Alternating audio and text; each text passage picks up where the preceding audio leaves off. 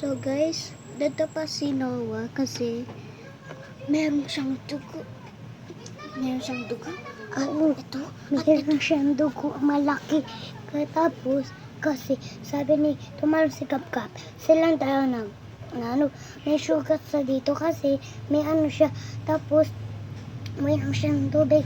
Nakaiga si kuya sa labas. Naglaro silang tago-taguan. Tapos bigla siya ng dapat. Laro silang ni Gab-Gab. Tapos naganto si kuya. Tapos naganyo si Gab-Gab. Just story natin, di ba? Tapos sorry kami kasi wala kami kasalanan. Kasi kasalanan si Gab-Gab. Oo nga. Pinahampas siya ng puwet. Oo nga. Siya na una mo di ba?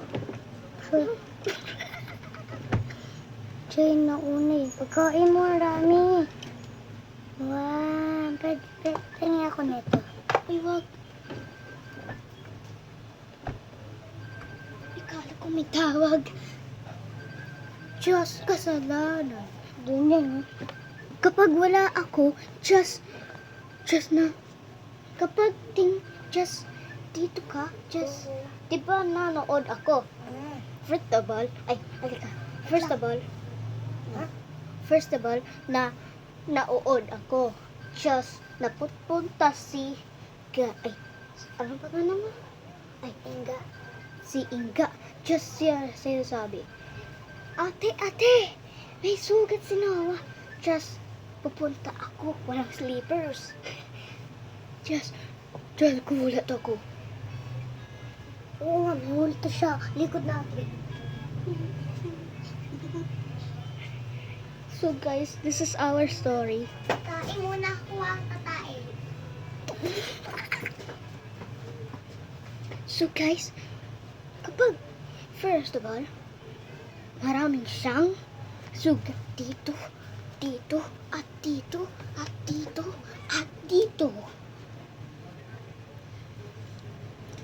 So, kawawa si Kuya Noah.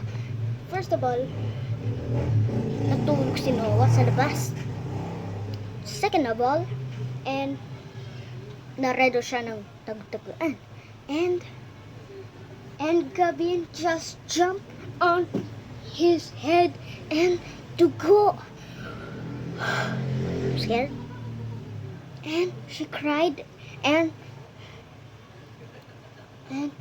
pinagalitan si Gabin. What the heck is that?